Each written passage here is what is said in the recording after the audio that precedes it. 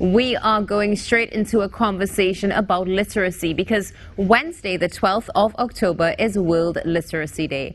And A.R.R.O.W is giving back and investing in our children and the future of Trinidad and Tobago with an extravaganza. This morning, Director Christopher Bonterre joins us on the Now Morning Show to share more. Director Bonterre, good morning. Morning. Yeah. Thank you so much for being with us this morning on the Now Morning Show and sharing with us some of this conversation, Director, because it's absolutely fascinating to actually see everything come together and everything that A.R.R.O.W has done so far in our nation. So before we get into the extravaganza, could you share with us just a bit about A.R.R.O.W? Of course, sure. So A.R.R.O.W is an acronym.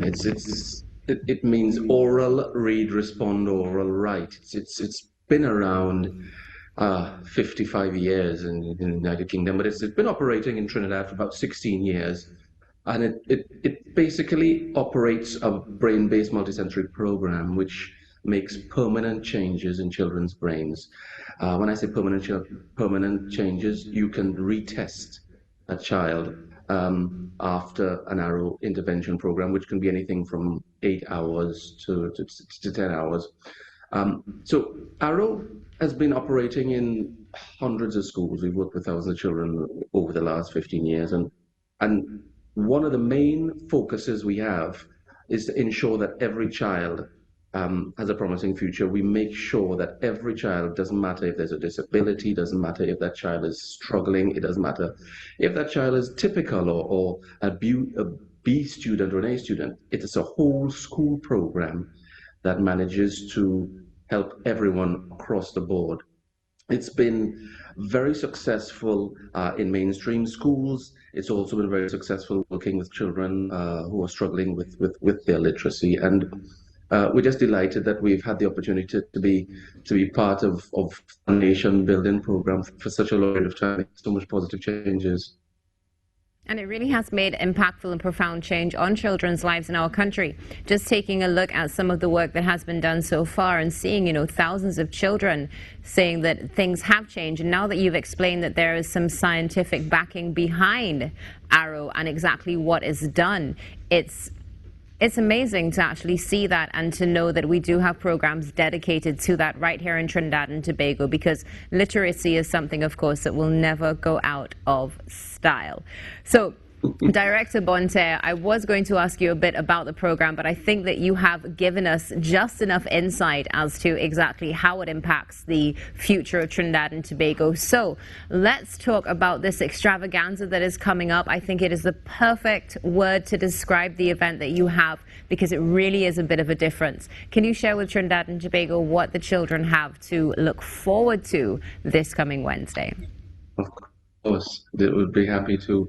So the extravaganza was born out of an idea that children need to enjoy learning. The concept of reading needs to be fun. And if children enjoy reading and if they look forward to a book, as parents, your battle is almost won.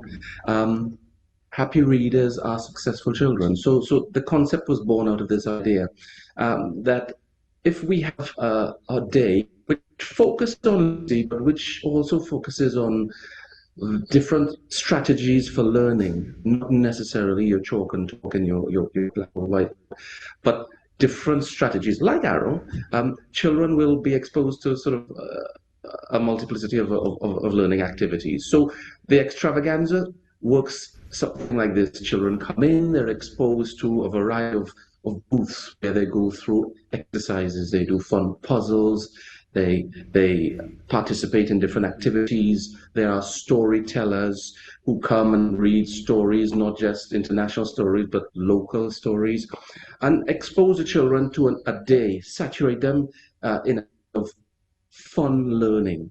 At the end of this entire activity, with a lot of different things going on during the course of the day, they're all able to grab a book that is relevant to their reading and spelling age, but they all get to take a book home. More importantly, we have also encouraged parents to come because obviously parents and children together are a recipe for success. So if parents can during the course of the extravaganza, I mean, it's not always possible for parents to come, but they can, then that just makes the experience that's so much more meaningful.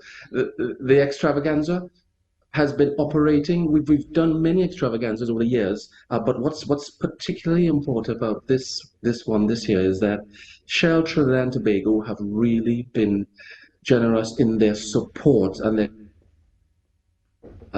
the East Port of Spain primary schools their priority. And this literacy extravaganza is really focused on supporting the children in East Port of Spain. Now, it's because of that. I mean, I'm mentioning East Port of Spain. The extravaganza is open to parents in Trinidad who would like to come after school on Wednesday afternoon. But the actual extravaganza is taking place during the course of the day at Napa. So that focus on East Port of Spain and everything else that we do with this literacy intervention program is really going to make a powerful difference. If I can just quickly backtrack, the extravaganza is part and parcel of Shell Trinidad and Tobago's drive to improving literacy in East Port of Spain. So while the extravaganza is a fun and exciting day for children to really come and relax and have a wonderful time and enjoy reading and A.R.R.O.W, Fabian and the other storytellers talk, it's part of a 3-year program that Shell has partnered with A.R.R.O.W to work with teachers to produce interventions, to produce training and workshops over the course of these 3 years to really tie up a powerful literacy intervention program, which makes permanent changes in children's brains, and gives teachers the opportunity to be ready and prepared for the challenges that COVID produced and the challenges ahead. Thank you so much for sharing that, Director Bonterre. Now, I know we've had a little bit of an issue with connectivity this morning, but Director, you have definitely been able to share with us, in your words, the powerful message behind A.R.R.O.W and what is taking place at the extravaganza on Wednesday, the 12th of October. Director Bonterre, I would love to keep you far longer than we have you this morning to learn a lot more, because, again, impacting our children's future and changing the course of Trinidad and Tobago is definitely something that we are seeing A.R.R.O.W work towards, of course, along with stakeholders you would have mentioned, such as Shell. So thank you so much for being with us this morning. We really appreciate it, and we look forward to seeing A.R.R.O.W continue to grow in Trinidad and Tobago and change the lives of our children and, of course, eventually our country.